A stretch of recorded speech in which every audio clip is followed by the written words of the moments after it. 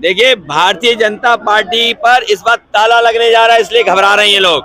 और बदायूं, संभल, मैनपुरी या और लोकसभाओं में ये पार्टी का वोट रोक रहे थे, लेकिन मैं अपने कार्यकर्ताओं को, जनता को बधाई दूंगा, जनता को बधाई दूंगा कि जिन्होंने लाख कोशिश बीजेपी ने की हो प्रशासन के माध्यम से, उसके बावजूद भी बूथ पर पहुंचे, अपना वोट, जिन्होंने इलेक्टोरल बॉन्ड में 1000 करोड़, 500 करोड़, 400 करोड़, और हद तो तब हो गई जो वैक्सीन लोगों की जान बचाती, उस वैक्सीन की कंपनी से ही पैसा ले लिया, और वो वैक्सीन आज कह रही है कि हम वैक्सीन वापस ले लेंगे। अब बताओ, जिसके वैक्सीन लग गई है वो वैक्सीन कैसे वापस लेंगे? अब प्रधान सांसद अपनों पे ही गुस्सा करने लगे हैं, अपनों पे ही बुरा भला कहने लगे हैं। तो समझ लो, जब कोई अपनों पे ही बुरा भला कहने लगे तो उनका सफाया होने जा रहा है।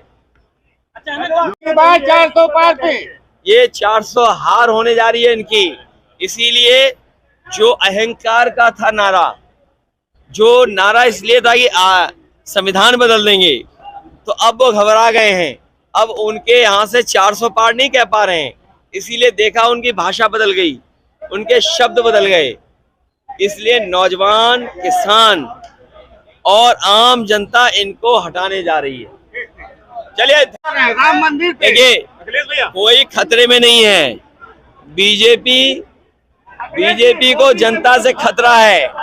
वोट डाल के आए हैं, करोड़ों जनता वोट डाल रही है, और जिन 60 लाख नौजवानों का इन्होंने नौकरी छीनी है, पुलिस भर्ती से लेके तमाम परीक्षाओं के पेपर रद्द हुए हैं, वो 60 लाख बच्चे, उनके माँ बाप जोड़ दो तो 3 गुणा 60 लाख, 1 करोड़ 80 लाख, 1 करोड़ 80 लाख का भाग दे दो 80 लोकसभाओं में, तो बीजेपी का हर लोकसभा में 2,25,000 वोट कम हो गया। उसका जवाब है उनके पास। अग्निवीर का कोई जवाब है? ये हमारे खाकी वर्दी पहने वाले लोग हैं, ये अगर आउटसोर्स में हो जाएंगे, इनकी नौकरी 3 साल की हो जाएगी, तो ये वोट नहीं डालेंगे खिलाफ क्या? और ये लोग जो पूछते हैं, ये बताओ, लेटरल एंट्री जब हुई थी, लेटरल एंट्री में ना आरक्षण दिया गया, और लेटरल एंट्री विदेश से बुलाए गए, 3 साल नौकरी की, लुटाया, और वो 3 साल बाद विदेश भाग गए। अभी तक तो हम सुनते थे उद्योगपति भागे हैं। लेटरल एंट्री से जो अधिकारी बने थे वो भी तो वापस चले गए विदेश, क्या नहीं चले गए? क्या आईएएस में टेम्परेरी नौकरी नहीं आ गई? तो ये 3 साल की नौकरी हो जाएगी, तो क्या भविष्य है इन लोगों का? अभी तक तो हमें, आपको और सबको बुरा भला कहते थे, लेकिन बताओ आज अपने पे ही हमला कर रहे हैं कि नहीं कर रहे हैं? अपनों पर एक दल है जो अपनों पे हमला कर रहा है, और दूसरा दल है जो अपनों को निकालना है। बताओ, दोनों दलों की मिली भगत है कि नहीं है? एक संविधान बचाने की अगर बात करेगा तो उसे पार्टी से निकाल दिया जाएगा, पार्टी के सभी पदों से उसको हटा दिया जाएगा। और दूसरा दल ऐसा है जो अपनों पे हमला कर रहा है, और ये अपनों पे हमला करने वालों की वो आपने सूची देखी होगी, इलेक्टोरल बॉन्ड वाली, जहां एक बार कभी समुद्र मंथन हुआ था। ये संविधान मंथन का चुनाव है।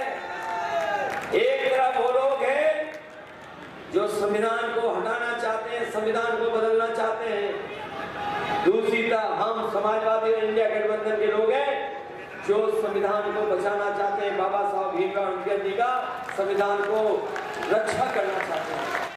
उम्मीद नौजवानों, करोड़ों नौजवानों के दिलों को धोकर हम सबके राष्ट्रीय अध्यक्ष आदरणीय अखिलेश यादव जी यहाँ मौजूद है, और ये पहली बार नहीं है, आपने अनेकों बार हम सबको यहाँ संबोधित किया है।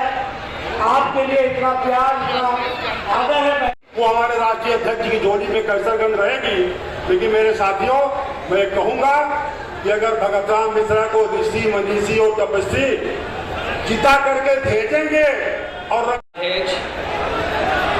रामहर्ष यादव जी समाजवादी पार्टी के ये मैं आपसे आश्वासन करता हूँ, ये मैं निवेदन करता हूँ। बहुत बहुत धन्यवाद आदरणीय मिश्रा जी। अब मैं आमंत्रित करता हूँ 56 लोकसभा जी के सामने कि लाखों से जीत होने जा रही है आदरणीय रमेश गौतम जी की। भैया आप शेखू सोरेन के सुपुत्र हेमंत सोरेन जी को जो जनता से नहीं पूरे प्रदेश का जनादेश हासिल करके आए हैं और उनको तो वही रास्ता वही काम जो है उसी को करने के लिए जनता लगा देगी। इसलिए मैं अपने जो समाजवादी